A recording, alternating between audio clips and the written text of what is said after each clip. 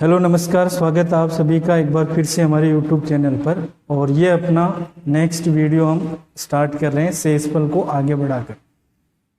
पिछले 3 वीडियो में मैंने शेषफल आपको बताया, 3 वीडियो में ऑलरेडी बना चुका हूँ शेषफल पर, और ये अपना चौथा वीडियो। आज हम शेषफल के अगले वीडियो में हम पढ़ेंगे साइक्लिसिटी थ्योरम। अगर आप लोगों ने पीछे के 2 वीडियो नहीं देखे हैं, 3 वीडियो नहीं देखे हैं शेषफल के, तो एक बार जरूर वो देख लें वापस जाकर। ठीक है, पीछे के मैं आपसे कह रहा हूँ आप स्टार्टिंग से सारे वीडियो देख लें एक बार, ताकि कॉन्सेप्ट से कॉन्सेप्ट आप कनेक्ट होते रहें। ऐसा ना हो कि बीच में से उठा के आपको रट्टा मारना पड़े। आप स्टार्टिंग से लीजिए सारे वीडियो, और हाँ, चैनल को सब्सक्राइब और लाइक जरूर कर दें, बेल आइकन को प्रेस कर दें, ताकि अगला वीडियो जब अपलोड हो तो आपको पता लगे। तो आज की अपनी थ्योरम है साइक्लिसिटी थ्योरम, या साइक्लिसिटी को आप सक्रियता या आवृत्ति भी बोल सकते हैं हिंदी में। ठीक है, थ्योरम का मतलब प्रमेय आपको पता ही है। देखिए, सबसे पहले हमें ये देखना है कि साइक्लिसिटी होती क्या है, और उसके बाद इसका यूज कैसे होता है शेषफल निकालने में। ये 2 चीजें हमें सीखनी है। ठीक है, और फिर यूज करके एग्जाम्पल लेने हैं हमें। तो एक एग्जाम्पल ले रहा हूं मैं आपके सामने। देखिए, मान लीजिए कि आपको एक संख्या दी गई, ये कहा गया कि भाई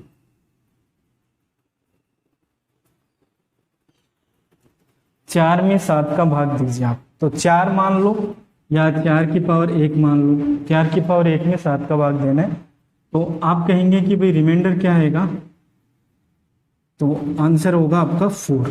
4 रिमाइंडर आएगा। अगर आप 4 का स्क्वायर करके 7 का भाग दें, तो 16 में 7 का भाग देने पे रिमाइंडर आएगा 2। ठीक है, अगर आप 1 पावर और बढ़ा दें, तो 64 में 7 का भाग देंगे तो रिमाइंडर आएगा 1। नेक्स्ट, 1 पावर और बढ़ाता हूं मैं, 4 की पावर 4, ये 256 होता है। अगर आप इसमें भाग देंगे 7 का, तो आपका रिमाइंडर आएगा 4। फिर 1 पावर और बढ़ाते हैं, तो आपका रिमाइंडर आएगा 2। फिर 1 पावर और बढ़ाते हैं, तो आपका रिमाइंडर आएगा। यहां पे आप एक कंडीशन देख रहे होंगे कि रिमाइंडर अलग अलग आ रहे हैं पावर के साथ में। जैसे जैसे आप भाज्य जो है, जो आपका डिवाइडेंड है, उसकी पावर बढ़ाएंगे। ठीक है, नीचे वाले को भाजक को चेंज नहीं कर रहे, केवल भाज्य को पावर बढ़ा रहे हैं, तो पावर के साथ साथ रिमाइंडर बदलते हैं। लेकिन आप देखिए कि एक पैटर्न बन रहा है। जैसे यहाँ पे 4 2 1, ये 3 रिमाइंडर आ रहे हैं। ठीक है, इसके बाद में ये 4 2 1, तो रिमाइंडर में क्या है कि एक रिपीटिशन होता है। ठीक है, अब यहाँ पे अगर मैं 9 कर दूंगा तो रिमाइंडर अलग हो सकते हैं, लेकिन वो भी कहीं ना कहीं जाके रिपीट होंगे, है ना। ठीक है, तो ये जो रिपीटिशन होता है ये साइक्लिसिटी कहलाती है। यानी एक साइकिल चल रहा है, 4 2 1 4 2 1 4 2 1 का एक चक्कर चल रहा है, बार बार वही रिपीट होता जा रहा है। ठीक है, तो आप ये कह सकते हैं कि 7 का भाग देने पे 4 की किसी भी पावर में 1 2 3 4 कुछ भी दिया हो आपको, 4 की कोई भी पावर में 7 का भाग देंगे, तो ये 3 आंसर पॉसिबल हैं। ठीक है, अब इन तीनों में से कोई सा भी हो सकता है। ठीक है, लेकिन ये 3 के अलावा कोई और नहीं होगा, ये कंफर्म है। तो ये साइक्लिसिटी है। अब साइक्लिसिटी क्या होता है कि जैसे ही रिमाइंडर 1 आता है, किसी भी भाग में रिमाइंडर 1 आता है, उसके आगे जो रिमाइंडर आते हैं वो वापस वही होते हैं जो पहले से आए हुए हैं। जैसे यहाँ 1 आ गया, 1 के बाद अगला जो आएगा वो यहाँ से दोबारा स्टार्ट हो जाएगा, 4 2 1, फिर 1 आ गया, फिर 4 2 1, फिर 1 आ गया, फिर 4 2 1, इस तरह से चलेगा। समझ पा रहे हैं आप। तो अब जैसे मान लो आपको क्वेश्चन दे दिया कि भाई 4 की पावर जो है मान लीजिए 71, इसमें 7 का भाग दें। ठीक है, तो आपको ये पता है कि भाई जो रिमाइंडर है वो 1 आएगा कितने पर, तो आपको ये पता है भाई हर 3 पावर पे जाके 1 होता है। जैसे 3 पे 1 हो गया, 6 पे 1 हो गया, 9 पे 1 हो जाएगा, 12 पे 1 हो जाएगा, 15 पे 1 हो जाएगा, 18 पे 1 हो जाएगा, तो 3 के पहाड़े में चलेगा। तो हम क्या करेंगे भाई, हम ये देखेंगे कि 7 की साइक्लिसिटी कितनी होती है। तो हमने निकाल रखी है कि 7 की साइक्लिसिटी 3 आ रही है इस तरह के क्वेश्चन में, 4 वाले में। तो 3 करके जहां तक भाग लग सकता है, तो 69 तक भाग लग सकता है, तो 69 तक हटा देंगे, 69 पावर तो अलग कर लेंगे, और बच गई 2 पावर अलग कर लेंगे। ठीक है, अब हमें पता है भाई 69 जो है वहां तक जो रिमाइंडर है वो रिपीट होता रहेगा, 3 3 में 1 होता रहेगा। तो यहां तक तो जो रिमाइंडर है वो क्या हो गया 1, और 16 में 7 का भाग देंगे तो 2, तो आंसर क्या आ जाएगा 2।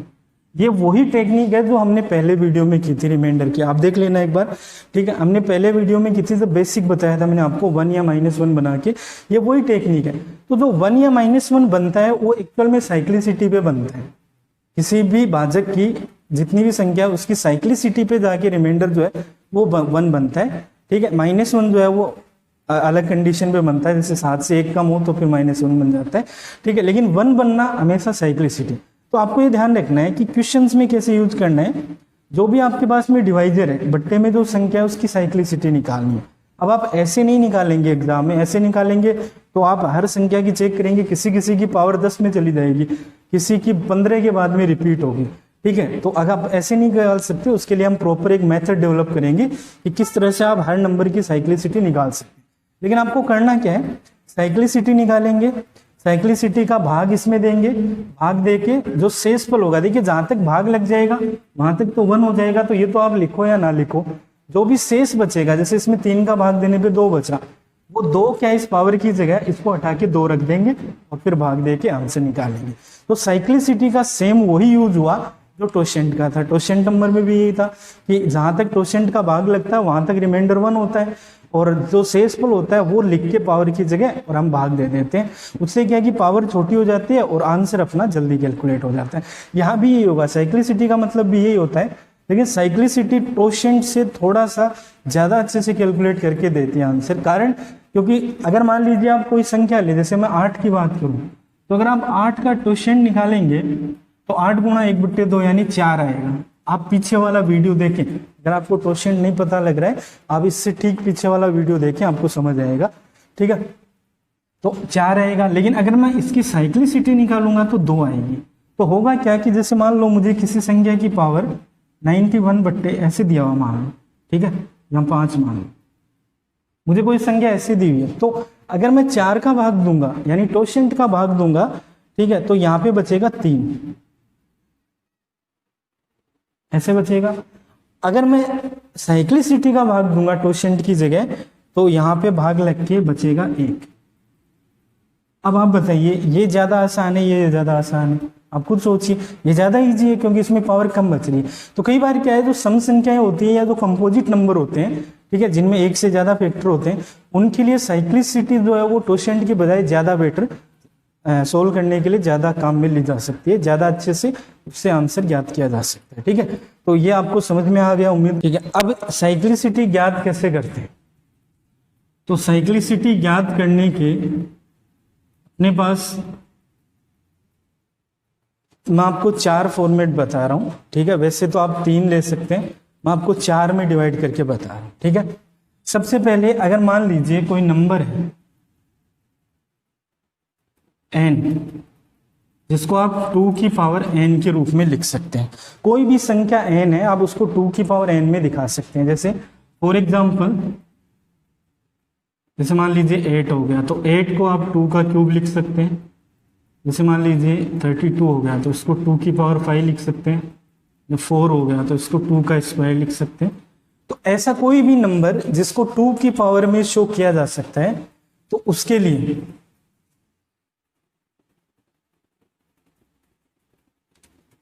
लिए जो साइक्लिसिटी होगी, सी ऑफ एन का मतलब है नंबर n की साइक्लिसिटी, ठीक है। जो साइक्लिसिटी होगी वो 2 तरीके से होगी, 2 तरीके से होगी। 2 की पावर n-1 जब n का मान 2 या 2 से छोटा, ठीक है। जब n का मान 2 के बराबर या 2 से छोटा है तो 1 या 2 हो सकता है, या तो 1 हो या 2 हो, तो 2 की पावर n-1 उसकी साइक्लिसिटी होगी। और दूसरा होगा 2 की पावर n-2 जब n का मान क्या हो, 2 से बड़ा हो। जब n का मान 2 से बड़ा होगा तो फिर साइक्लिसिटी n-2 होगी, 2 की पावर n-2, ठीक है। ये आप नोट कर सकते हैं, इसको आपको डायरेक्ट याद है। अपना सेकंड पार्ट, ये नेक्स्ट सेकंड पार्ट है अपना। अगर n बराबर p की पावर n है तो ये पीछे वाला ही, बस इसमें क्या दिया है कि p कोई और अभाज्य संख्या है 2 के अलावा। अगर 2 हो तो पीछे वाला हो गया, लेकिन अगर 2 के अलावा हो, फॉर एग्जाम्पल, जैसे एग्जाम्पल अगर मैं लूं तो मान लीजिए आपको दिया जाए n बराबर 9, अगर 9 है तो ये 3 का स्क्वायर, तो ये है तो इसी रूप में ही, ठीक है। अभाज्य संख्या यहाँ पे p की जगह 3 आ रहा है, पावर n की जगह 2 आ रहा है, तो ये है तो इसी रूप में ही, लेकिन यहाँ पे 2 के अलावा कोई और है, जैसे 3 है, और मान ले जैसे आपको n बराबर 125 दिया जाए तो 5 का क्यूब हो गया, तो ये भी इसी रूप में ही है। यहाँ 2 नहीं है, 2 के अलावा कुछ और अभाज्य संख्या है, जैसे मान लीजिए 49 है तो ये 7 का स्क्वायर है। तो इस तरह की अगर आपके पास में कोई भी संख्या हो तो आप साइक्लिसिटी कैसे निकालेंगे, साइक्लिसिटी ऑफ n बराबर होगा n इंटू 1 माइनस 1/p, और ये फॉर्मूला आपको पता होगा भाई, ये क्या है, ये फॉर्मूला हमने पहले कर लिया है। ये किसका फॉर्मूला है, टोशेंट का।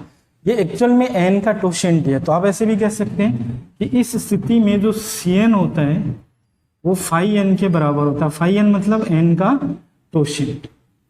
इस कंडीशन में Cn जो है वो फाई n ही होता है, तो आपको टोशेंट ही निकालना है और उसका ही भाग दे देना है। तो यहाँ पे कोई डिफरेंस नहीं रहेगा, टोशेंट और साइक्लिसिटी सेम आएंगे, ठीक है। इस तरह की संख्याओं के लिए अगर n बराबर p की पावर n ना होकर p की पावर 1 हो जाए, अब 1 का मतलब आप लिखें या ना लिखें, तो अगर n बराबर p की पावर 1 हो जाए, जैसे मान लो एग्जाम्पल के लिए n बराबर 7 हो जाए, तो 7 की पावर नहीं है, केवल 7 ही है, ठीक है। n बराबर मान लीजिए 11 हो जाए, n बराबर मान लीजिए 19 हो जाए, तो इसका मतलब अगर n एक अभाज्य संख्या ही हो, उसका कोई पावर नहीं हो, सीधी एक अभाज्य संख्या ही हो, तो उस स्थिति में हमें पता है कि भाई Cn जो होगा, ठीक है, ये जो Cn आएगा आपका, इस Cn में यहाँ पे n जो है वो p के बराबर ही है। इसको अगर मैं कैंसिल आउट कर दूं, इस p को सोल्व करके काट दें, तो Cn बराबर आ जाएगा p into p minus 1/p, ये आएगा। p से p कैंसिल हो जाएगा, तो साइक्लिसिटी ऑफ n क्या आ जाएगा, p माइनस 1। ये एक इम्पोर्टेंट टर्म है, क्योंकि ज्यादातर क्वेश्चन एग्जाम में इसी से ही आते हैं कि आपको बट्टे में एक अभाज्य संख्या सीधी दी हुई होती है, तो पावर 1 हो गई वो अभाज्य संख्या की, ठीक है। 1 पावर है तो आपको कुछ नहीं करना है, सीधा। तो अब जैसे यहाँ पे मान लो n की जगह 7 दिया हुआ बट्टे में, तो 7 माइनस 1 6 हो जाएगा, 11 माइनस 1 10 हो जाएगा, 19 माइनस 1 18 हो जाएगा। तो जो भी अभाज्य संख्या है, अगर केवल अभाज्य संख्या दिए बट्टे में, तो उसमें से 1 माइनस कर देंगे। तो ये एक स्पेसिफिक कंडीशन है इस क्वेश्चन में कि अगर आपके पास में केवल अभाज्य संख्या दी है भाजक की जगह, तो आप उसमें से 1 कम करके साइक्लिसिटी निकालते हैं।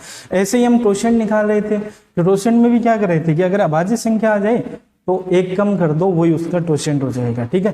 तो इस तरीके से आप साइक्लिसिटी निकालेंगे। सेम है दोनों, साइक्लिसिटी और टोशेंट दोनों कंडीशन में इन वाली में सेम है। फिर मान लीजिए आपको कोई संख्या n एक से ज्यादा गुणनखंडों में दी हुई है। एक से ज्यादा गुणनखंड मतलब जैसे यहाँ मैंने लिखा है p1 p2 p3, एक से ज्यादा है। फॉर एग्जाम्पल जैसे आपको n बराबर 24 दिया हुआ हो, तो 24 के फैक्टर 2 का क्यूब n की पावर 1, ये इसके प्राइम फैक्टर है, तो ये p1 हो गया, ये p2 हो गया, ये पावर हो गई, ये भी है ना। इसी तरीके से 180 के ये p1 p2 p3, इस तरीके से अगर कोई क्वेश्चन संख्या आपको दे रहा है, पीछे वाली में क्या था कि ये एक एक ही दी थी, है ना, एक एक ही दी थी, इस तरह से। इस बार एक से ज्यादा दी है, अगर एक से ज्यादा दी हुई हो आपको, तो फिर आपको कैसे करना है, ठीक है। तो आपको साइक्लिसिटी निकालनी है n की, साइक्लिसिटी ऑफ n बराबर होगा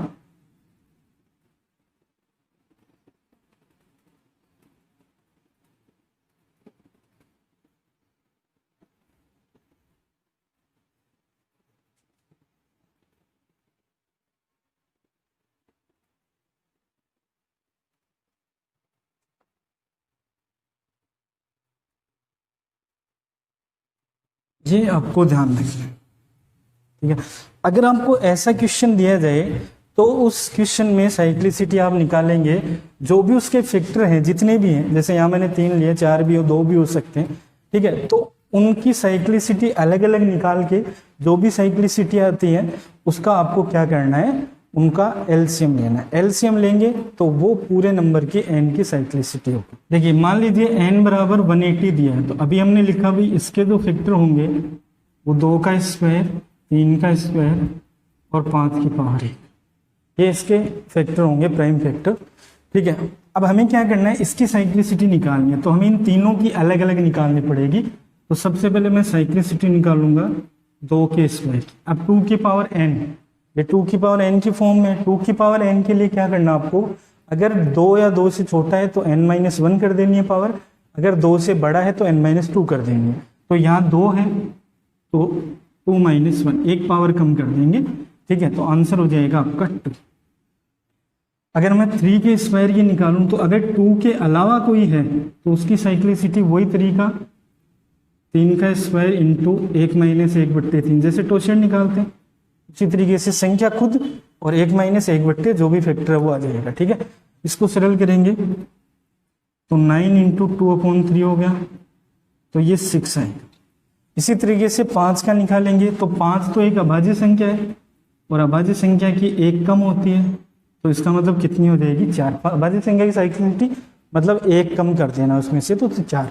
तो यहाँ पे तीनों तरह के आ गए क्वेश्चन। और चौथा इनका कॉम्बिनेशन हो गया। आप इन तीनों का एलसीएम निकाल दीजिए, वो हो जाएगी किसकी साइक्लिसिटी 180 की। अगर आप 180 की निकालेंगे तो आपको एलसीएम निकालना पड़ेगा 2, 6 और 4।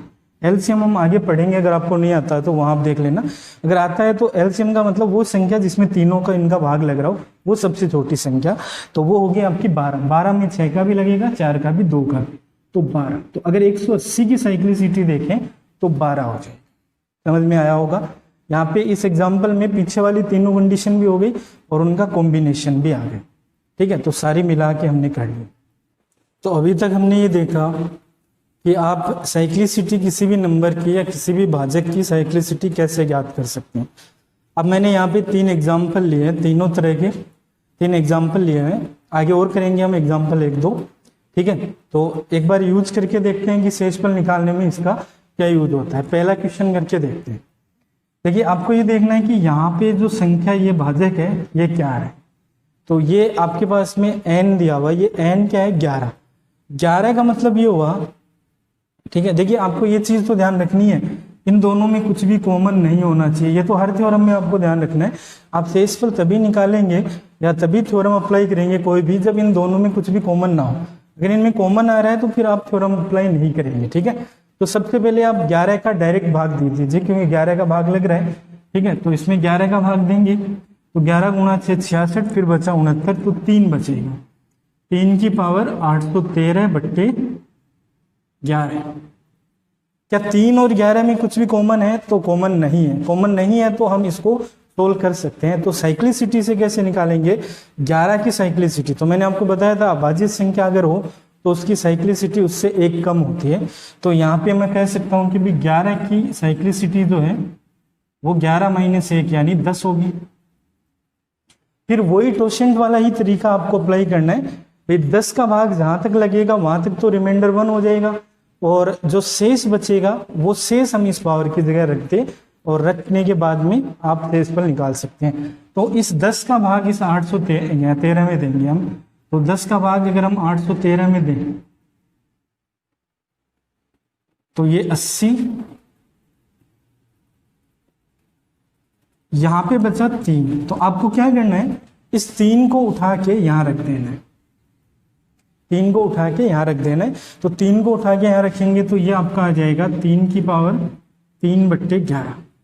अब 3 की पावर 3 होता है 27, तो 27/11 है। और जब 11 का भाग इसमें देंगे तो रिमाइंडर जो आएगा वो 5 आ जाएगा। 22 तक भाग लग जाएगा और 5 आपका। चलिए आप पहले इसमें सीधा भाग देंगे। सेकंड क्वेश्चन अपना, तो 8 का भाग डायरेक्ट दीजिए पहले। कितना शेष बचता है? तो 1, फिर 6, 67, 3 बचेगा, ठीक है। तो 3 की पावर हो गया 351/8।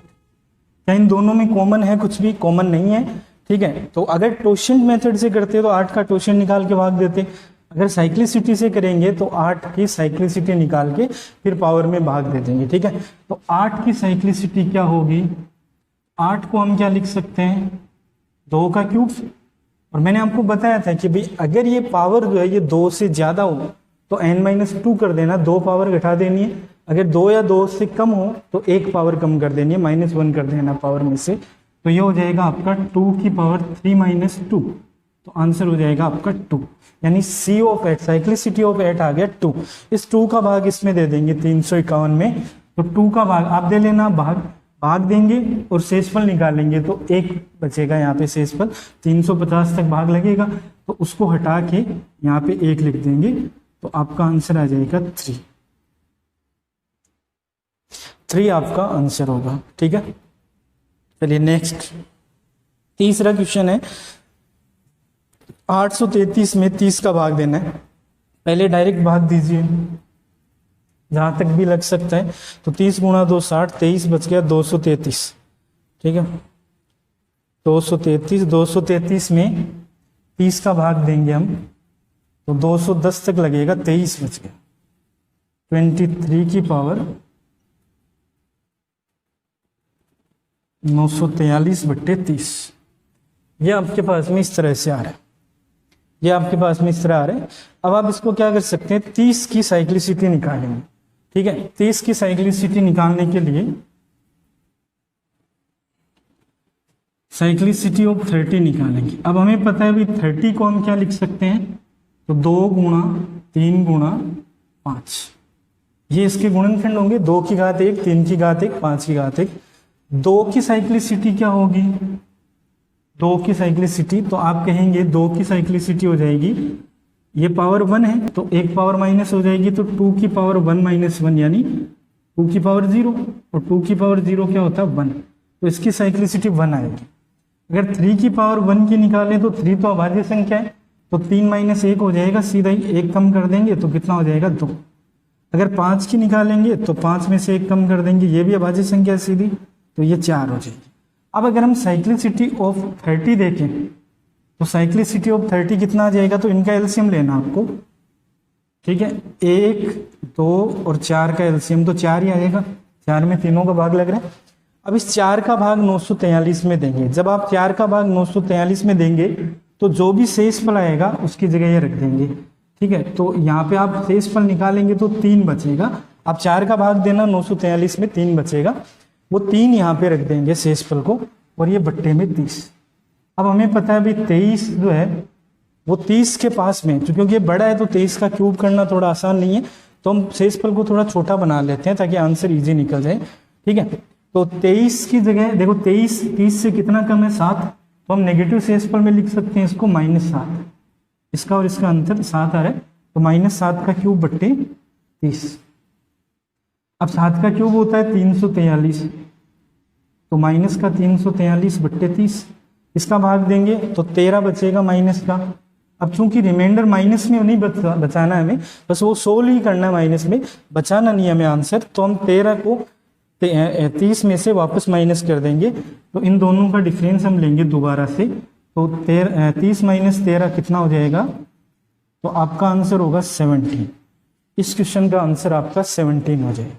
ठीक है, ये आप दोबारा से समझ लें। सबसे पहले हमने इसके फैक्टर किए, तो 3 अलग अलग फैक्टर है। जब भी अलग अलग फैक्टर आए तो आपको सबकी साइक्लिसिटी अलग अलग निकालनी है, तो 2 की अलग से निकाली, 3 की अलग से, 5 की अलग से, फिर इनका एलसीएम लिया तो ये पूरी 30 की साइक्लिसिटी हो गई। इस साइक्लिसिटी का भाग इसमें देंगे तो 3 बचेगा शेषफल, 3 जो बचा वो यहाँ पे लिख लिया, पावर को हटा के उसकी जगह 3, फिर इसको हमने सोल्व कर लिया नेगेटिव शेषफल में बदलकर, तो अपना आंसर आ गया 17। ठीक है,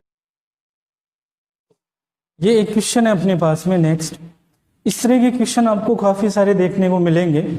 ठीक है, तो साइक्लिसिटी जो है वो इनका परफेक्ट मेथड है इनको सोल्व करने का। इसको साइक्लिसिटी से आप कैसे सोल्व कर सकते हैं, देखिए क्वेश्चन है अपना 91 की पावर 101 और उसकी पावर 97/97। ठीक है, ये अपने पास में क्वेश्चन है। अब 97 का भाग इसमें तो लग नहीं रहा है सीधा, अगर सीधा लगता तो हम पहले भाग देके छोटा करते, तो ये तो अब लगेगा नहीं, इतना ही रहेगा। तो हमें क्या करना है, 97 की साइक्लिसिटी निकाल के उसका भाग इस पावर में देना। देखो हमें पूरी पावर में देना पड़ेगा, अभी जो पावर है 91 की वो इतनी है, तो रूल तो यही कहता है ना भी इसकी जो भाजेगा आपका उसकी साइक्लिसिटी का भाग इसमें दीजिए। तो हम क्या करेंगे, 97 की साइक्लिसिटी निकालेंगे जो कि कितनी आएगी 96, क्योंकि 97 अभाज्य संख्या है तो उससे 1 कम हो जाएगा। इस 96 का भाग हम इसमें देंगे। ठीक है, इस पावर में, तो देखिए 101 की पावर 97 है, इसमें हम भाग दे रहे हैं कितने का 96, इसमें हम 96 का भाग दे रहे हैं। ठीक है, अब आपको पता है अभी 96 का भाग इसमें देंगे ठीक है, दोनों में कुछ कॉमन तो है नहीं, तो पहले भाग दे लेते हैं। चलो, तो कितना बचा 5, 5 की पावर 97 बट्टे 90, यही बना आपके पास में 5 की पावर 97 बट्टे 96। अब ये एक फिर से नया क्वेश्चन बन गया अपने पास। जैसा क्वेश्चन हम कर रहे हैं वैसा ही क्वेश्चन है कि हमें इसमें इसका भाग देकर शेष निकालना है। तो हम क्या करेंगे, 96 की फिर से साइक्लिसिटी निकालेंगे। अब देखो 96 को हम क्या लिख सकते हैं, तो 32 गुणा 3, तो 2 की पावर 5 गुणा 3 की पावर 1। अब अगर मैं 2 की पावर 5 की साइक्लिसिटी निकालूं तो 5 माइनस 2 करनी पड़ेगी पावर, तो इसका मतलब 8 आएगा। और अगर 3 की निकालें तो 3 माइनस 1 कर देंगे, सीधा 2 हो जाएगा। ठीक है, अब 8 और 2 का अगर एलसीएम लेंगे तो 8 और 2 का एलसीएम कितना आएगा, 8 ही आएगा, क्योंकि 8 में दोनों का भाग लग रहा है। तो 96 की साइक्लिसिटी जो वो 8 है। इस 8 का भाग हमें पावर में देना है फिर से। तो अगर हम 97 में 8 का भाग दें तो जो रिमाइंडर आएगा, 8 गुणा 12 96 हो गया, तो 1 बचेगा, रिमाइंडर आ गया 1। अब आपको क्या करना है, ये देखना है कि यहाँ पे 1 आ गया। ठीक है, इस क्वेश्चन में यहाँ पे 1 आ गया। अगर यहाँ पे 1 आ गया भाग देने के बाद में, यहाँ पे 1 आ गया, ठीक है, रिमाइंडर जो 1 आ रहा है, इसका मतलब 1 का जो आपका मान है, सॉरी जो रिमाइंडर है वो 1 आ रहा है, तो इस 1 को हम यहाँ पे रिप्लेस कर देंगे। तो क्या करते हैं, 96 का इसमें भाग देके शेष फली जो निकाल रहे हैं, तो हमने इसकी साइक्लिसिटी का भाग पावर में दिया तो 1 आया, 1 को यहाँ रिप्लेस कर देंगे। 1 को जब रिप्लेस कर देंगे तो ये 5 की पावर 1 बट्टे 96 हो गया, तो कितना बचा 5। ठीक है, तो जब इस पावर में इसका भाग दिया था तो कितना आया अपने पास, 5 आया 96 का। और इस 5 को हम वापस यहाँ पे रिप्लेस कर देंगे इस पूरी पावर की जगह।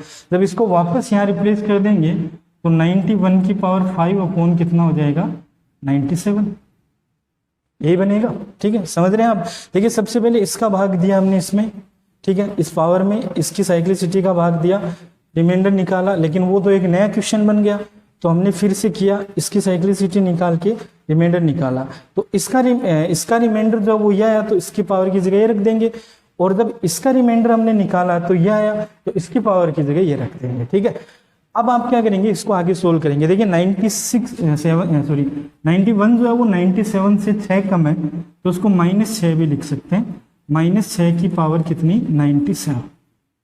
आप एक बार इसका स्क्रीनशॉट ले लें, मैं इसको मिटा रहा हूँ। ठीक है, अब -6 की पावर 5 नहीं कर सकते, लेकिन हम ऐसे तो लिख ही सकते हैं ना, -6 की पावर 2, -6 की पावर 2, और सॉरी 97 से छोटा ही रह जाएगा, तो हम ऐसे कर लेते हैं, -6 का क्यूब इंटू -6 का स्क्वायर, ये 97। तो -6 का क्यूब मतलब माइनस का 216, और 6 का स्क्वायर तो प्लस का 36, और ये 97। 36 का भाग 216 में देंगे, 97 का भाग, तो 16 और 9 25 बच गया, माइनस का 25 गुणा 36 बट्टे 97, 25 गुणा 6 150, 75 और 15 हो गया 90। इसमें 97 का भाग देंगे, 873 तक 9 बार लगेगा, और ये 27 बचेगा। तो जब हमने इसको इस तरह से तोड़कर भाग दिया, -27 आया, तो क्योंकि माइनस में हम आंसर दे नहीं सकते, तो 97 और इसका अंतर लेंगे फिर से, तो 97 - 27, तो आंसर हो जाएगा आपका। तो सबसे पहले इसका भाग इसमें देंगे, अगर इसका भाग इसमें लग रहा है तो ठीक है, नहीं लग रहा है तो एज इट इज रहने दे। जैसे यहाँ नहीं लग रहा है 91 में इसका भाग, तो एज इट इज रहने दे। अब 97 की साइक्लिसिटी 96 होगी, तो उसका भाग यहाँ देंगे, यहाँ पे इसका भाग देंगे। और 96 की अभी अभी हमने निकाली थी, कितनी आई थी, 12, तो 12 का भाग यहाँ दे। तो आपको करना क्या है, इसकी साइक्लिसिटी का भाग यहाँ देना है, इसकी साइक्लिसिटी का भाग यहाँ देना है। अगर ऊपर और पावर है तो उसकी साइक्लिसिटी का भाग ऊपर देना है। इस तरीके से आपको चलना है। ठीक है, तो 12 का भाग यहाँ पे दिया तो कितना बचा, 1। ठीक है, 96 का भाग दिया तो बचा कितना, 5, और ये 91 बट्टे 97, तो 5 की पावर 1, देखो सोल यहाँ से होता है, 5 की पावर 1 5 ही हो गया, तो ये 91 की पावर 5 अपॉन 97। ठीक है, इसको हम फिर से -6 की पावर 5 लिख के, और जैसे पीछे किया था वैसे इसको सोल्व करेंगे, और आपका रिमाइंडर आ जाएगा। तो मेथड क्या रहेगा कि इस भाजक का पहली पावर में इसके टोशन मान लो या साइक्लिसिटी साइक्लिसिटी का भाग यहाँ देना है, इसकी साइक्लिसिटी का भाग यहाँ देना है, फिर इसकी साइक्लिसिटी का अगले वाले में देना है। इस तरीके से आपको क्वेश्चन सोल्व करते हुए जाना है, ठीक है, तो आपका आंसर आ जाएगा। ये मैंने एक क्वेश्चन और लिया हुआ है आपको समझाने के लिए, ठीक है। यहाँ पे आपको दिया है कि इसमें 13 का भाग देंगे तो शेषफल कितना आएगा। तो आपको देखिए फिर से वही तरीका लगाना है, 29 की पावर 31 की पावर 37 की पावर 41 बट्टे 13। तो मैंने कहा कि भाई 13 का भाग अगर डायरेक्ट लग रहा है तो लगा लीजिए। तो 13 का भाग लग रहा है, इसमें कितना बचा 3, 13, 31, 37, 41, यहाँ तक आपका भाग लग गया, ठीक है। अब हम क्या करेंगे, 13 की साइक्लिसिटी का भाग यहाँ लगाएंगे, ठीक है। इसको मैं थोड़ा दोबारा लिख देता हूँ एक बार, यहाँ 3 बार भाग लगा इस तरह से। तो 13 की साइक्लिसिटी का भाग पहली पावर में देंगे, 13 की साइक्लिसिटी 12 हो गई। अब निकाल लेना साइक्लिसिटी 12 की, अगर हम निकालेंगे तो 12 की अभी बताई थी मैंने आपको भाई 4 गुना 3 होता है, 4 का मतलब 2 का स्क्वायर, तो उसकी तो 2 होगी और 3 की भी 2 होगी, तो इसकी साइक्लिसिटी होगी 2। तो यहाँ पे 2 का भाग और यहाँ पे 1 का भाग, ठीक है। अब देखिए 1 का भाग 41 में देके जो भी शेषफल आएगा वो लिखेंगे। 1 का भाग 41 में पूरा लगेगा तो शेषफल आएगा 0, तो ऊपर तो आ गया 0। 2 का भाग 37 में देंगे तो शेषफल आएगा 1, तो यहाँ आ गया 1। 12 का भाग 31 में देंगे तो शेषफल आएगा 7, तो यहाँ लिखेंगे 7, ठीक है। और ये फिर आपका 3 और ये 13, तो संख्या कुछ इस तरह से बन गई। अब ऊपर से सोल्व करना स्टार्ट करेंगे, ऊपर से करना है। 1 की पावर 0 क्या होता है 1, तो 3 की पावर 7, 1 की पावर 0, तो 1 की पावर 0 किसी भी संख्या की पावर 0 1, तो ये 1 इस तरह लिख लिया। अब 7 की पावर 1 क्या होगा, तो 7 ही होगा, तो 3 की पावर 7 बट्टे 13। अब अगर आपको 3 की पावर 7 करनी आती है तो ठीक है, नहीं आती है तो जितनी आती है 13 से बड़ी कर दो बस, ठीक है। तो मैं मान लीजिए कि 27 कर देता हूँ, तो 3 का क्यूब, 3 का क्यूब और 3 की पावर 1, इसमें 13 का भाग देंगे तो ये 27 हो गया। 27 में 13 का भाग दिया, 1 बचेगा, यहाँ से भी 1 और यहाँ से 3, तो आंसर हो जाएगा आपका 3, ठीक है। तो 3 इस क्वेश्चन का आंसर रहेगा। ये अपना नेक्स्ट क्वेश्चन है, 34 की पावर 211 में 14 का भाग देना आपको। तो पहले आप सीधा भाग दीजिए जितना लग रहा है, तो 14 का भाग इसमें देंगे तो 28, तो 6 बचा, तो 6 की पावर 211 बट्टे 14। अब एक तरीका तो ये है कि आप 6 में से और 14 में से 2 कॉमन लेके काट दें पहले, ठीक है, ये मैं बता चुका हूं आपको। और फिर लास्ट में जो आंसर आए उसमें 2 से वापस मल्टीप्लाई कर दे, क्योंकि यहाँ पे इन दोनों में कॉमन आ रहा है। जब कॉमन आता है तो हम सीधी थ्योरम नहीं लगाते हैं। आप ये ना करें कि साइक्लिसिटी डायरेक्ट अप्लाई कर दें, ऐसा नहीं होगा, आपको कॉमन लेके काटना पड़ेगा, ठीक है। जब आप कॉमन लेके काटेंगे तो आप इसको ऐसे लिख सकते हैं कि भाई 1 6 जो है मैं उसको अलग कर लेता हूँ, ठीक है, 1 6 को मैं अलग कर लेता हूँ, तो बचेगा आपके पास, या इसको ऐसे लिख लो आप 2 की पावर 211 गुणा 3 की पावर 211 बट्टे 14। इसको आप ऐसे भी लिख सकते हैं, ये 6 के फैक्टर क्या होंगे 2 गुणा 3, तो दोनों की अलग अलग पावर करती है ना, ठीक है। अब देखिए 2 जो है उसकी 1 पावर कम हो जाएगी और यहां से 2 से 1 बार कट जाएगा 7, ये इस तरह बचा। तो क्वेश्चन जो आपका वो इस तरह बन गया,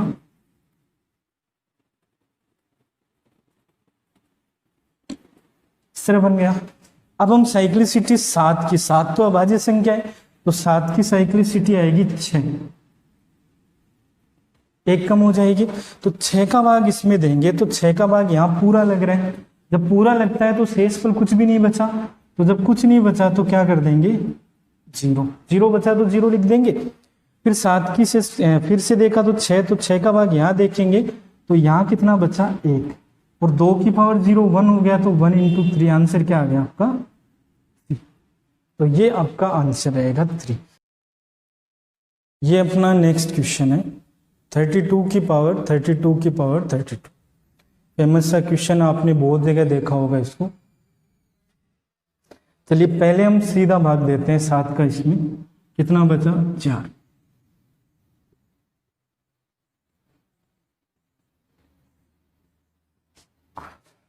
तो हमने क्या किया, सात जो भाजक है उसका हमने साइक्लिसिटी या टोशेंट जो भी आप कहें निकाल लीजिए। तो 7 का साइक्लिसिटी आ जाएगी 6। इस 6 का भाग हम इसमें देंगे, इसमें देंगे। अब आप यहाँ पे ध्यान से देख सकते हैं कि 32 जो है और 6 जो है उनमें कॉमन आ रहा है, ठीक है। अगर यहाँ से नहीं पता लग रहा तो 6 का भाग इसमें दे दीजिए, कितना हो गया। अब आप देख सकते हैं इसमें और इसमें 2 कॉमन आ रहा है। तो इस बार हम पीछे वाले मेथड पे नहीं जाएंगे कि आप इसकी साइक्लिसिटी का भाग यहाँ दे, इसका यहाँ दे, क्योंकि यहाँ तक तो ठीक है, इसमें कॉमन नहीं है तो ये तो भाग कर सकते हैं। लेकिन यहाँ जो संख्या है यानी जो 6 आया यहाँ वाला, उस 6 में और इस 32 में, जब आप 6 का भाग 32 में देंगे तो फिर कॉमन है कुछ, ठीक है। तो इसलिए हमें अलग से निकाल के देखना पड़ रहा है, ठीक है। तो देखिए इसको मैं सोल्व कर सकता हूँ, यहाँ से 1 2 काट देता हूँ तो 31 पावर बचेगी, यहाँ 3 बचेगा, तो 2 की पावर 31/3, ठीक है। 3 का भाग इसमें देंगे -1 आएगा, -1 की पावर 31/3, तो -1 ही आ गया। और माइनस को 3 से फिर माइनस कर देंगे तो प्लस में कितना आ गया 2, क्योंकि हमने 2 से काटा था यहाँ पे, तो वापस 2 से मल्टीप्लाई कर देंगे तो आंसर आया 4, ठीक है। तो जब हमने इसकी साइक्लिसिटी का यहाँ पे भाग दिया, देखिए जब इसकी साइक्लिसिटी का यहाँ भाग दिया तो शेषफल कितना है आपका 4। तो इस पावर को हटा के आप इसकी जगह क्या लिख सकते हैं 4, ठीक है। यहाँ पे आप 4 लिख सकते हैं। तो आप ऐसे करेंगे इसको, ठीक है। देखिए ये जो संख्या थी आपकी, इसको आप ऐसे लिखेंगे 4 की पावर 32, उसकी पावर 32 ही था। तो भाग देने पर देखिए इसकी जो साइक्लिसिटी थी उसका भाग इसमें दिया हमने, इसमें दिया तो रिमाइंडर बचा 4। तो हम यही तो कहते हैं ना, जो रिमाइंडर आता है वो पावर की जगह रख देते हैं। तो यहाँ 4 की जगह यहाँ 4 रख दिया हमने, तो ये हो गया आपका 256/7। तो आंसर आ गया आपका 4, ठीक है। ये आपका 4 आ गया आंसर। हालांकि देखिए इसमें ऐसे भी हो जाता, 6 की साइक्लिसिटी निकाल के, 6 की क्या होती है 2 गुणा 3 होता है, तो 2 की 1 होगी, 3 की 2, तो 2 ऐसे करते तो भी हो सकता है आपका आंसर आ जाए, ठीक है। लेकिन ऐसे करना नहीं है आपको। जब भी आप देखें कि यहाँ पे हमने 7 का भाग, 7 की साइक्लिसिटी यहाँ लिखी, लिखते ही आपको पता लगना चाहिए भाई यहाँ पे देखिए कि इन दोनों में कुछ कॉमन है, 32 में और 6 में। जब कॉमन है तो आप डायरेक्ट भाग ना दें, उसको अलग से करके फिर निकालें, कॉमन लेके काट के अलग से करके निकालें, तभी आंसर सही आएगा। डायरेक्ट लेंगे तो आपका सही नहीं आएगा, ठीक है। ये क्वेश्चन है, इसको अगर आप डायरेक्ट करने जाएंगे तो ये गलत हो जाएगा क्वेश्चन, आपका आंसर अलग आएगा। पीछे वाले में आप डायरेक्ट करेंगे तो भी 4 आएगा, और परफेक्ट मेथड से करेंगे, सही मेथड से, तो भी 4 आएगा। तो इसमें अगर आप अपना डायरेक्ट मेथड अप्लाई करेंगे तो ये क्वेश्चन गलत होगा। ये बहुत बेहतरीन एग्जाम्पल है इसको समझने का कि आप डायरेक्ट भाग नहीं दे सकते। देखिए सबसे पहले हम 9 का भाग इसमें देंगे तो कितना बचा 5, तो 5 की पावर 32 की पावर 32, 9। तो हमने 9 की साइक्लिसिटी निकाली। 9 को क्या लिख सकते हैं 3 का स्क्वायर, तो 3 का स्क्वायर इंटू 1 - 1/3, इसको सोल्व करेंगे तो ये 6 आ रहा है, ठीक है। ये साइक्लिसिटी 6 आ गई, तो हमें यहाँ 6 का भाग देना है पावर में। ये पावर जो है ना, यहाँ पे हमें 6 का भाग देना। अब आप देखें कि इसमें और इसमें दोनों में 2 कॉमन है, तो आप डायरेक्ट ये नहीं कह सकते कि 6 की जो साइक्लिसिटी उसका भाग ऊपर दे दो, ऐसा नहीं कह सकते। अगर यहाँ कॉमन नहीं होता है तभी ऊपर बढ़ना है, अगर कॉमन होता है तो फिर अलग से करके देखना आपको। 32 की पावर 32, इसमें 6 से डिवाइड करेंगे तो 2 की पावर 32/6, 1 2 काट सकते हैं हम इसमें से, तो 2 की पावर 31/3, यानी ये बचा -1 की पावर 31, तो -1 और 3 - 1 करेंगे तो 2, और 2 को वापस जिस 2 से काटा था उससे वापस गुणा करेंगे 4। ये पहले भी किया हमने पीछे के क्वेश्चन में, तो ये 4 ही आया था, ये फिर से 4 ही आएगा क्योंकि 6 का ही तो भाग दे रहे हैं। इस 4 को उठा के इस पावर की जगह रख सकते हैं, तो यहाँ पे हम इस पावर की जगह 4 रख देंगे, तो 5 की पावर 4, तो 5 की पावर 4 कर सकते हैं, या आप इसको 5 का स्क्वायर इंटू 5 का स्क्वायर लिख सकते हैं, ठीक है। तो 625/9 आप करके देख लेना, ये आंसर आ जाएगा आपका। ये 5 क्वेश्चन है आपके पास, इनका आपको आंसर निकाल के बताना है कि आंसर क्या आएगा। पीछे वाले वीडियो में जो भी क्वेश्चंस बचे हैं अब आप उनको इस मेथड से सोल्व करके बता सकते हैं आंसर कितना आएगा। ठीक है, तो सबको आप सोल्व करेंगे और इनका आंसर आपको कमेंट बॉक्स में लिखना है। एक बार फिर से आपसे निवेदन है कि आप चैनल को सब्सक्राइब कर लें। ठीक है, बेल आइकन को प्रेस कर लें कम से कम, कि आपको वीडियो जो है वो जैसे ही नई वीडियो अपलोड हो आपको पता लगे। ठीक है, आज के लिए बस इतना काफ़ी है। अब हम शेषफल का एक वीडियो और बनाएंगे जिसमें कुछ अलग अलग टाइप के क्वेश्चंस जो सारी एग्जाम्स में, सारी कम्पिटिटिव एग्जाम्स में पूछे जा रहे हैं, ठीक है, उन सबको मिलाकर जो जो भी इम्पोर्टेंट क्वेश्चंस हैं वो सारे मैं आपको एक वीडियो में अलग से बना के बता दूंगा कि किस तरह से आप बाकी क्वेश्चंस जो शेषफल के हैं उनको सोल्व कर सकते हैं। ठीक है, तो आज के लिए बस इतना काफ़ी है। धन्यवाद।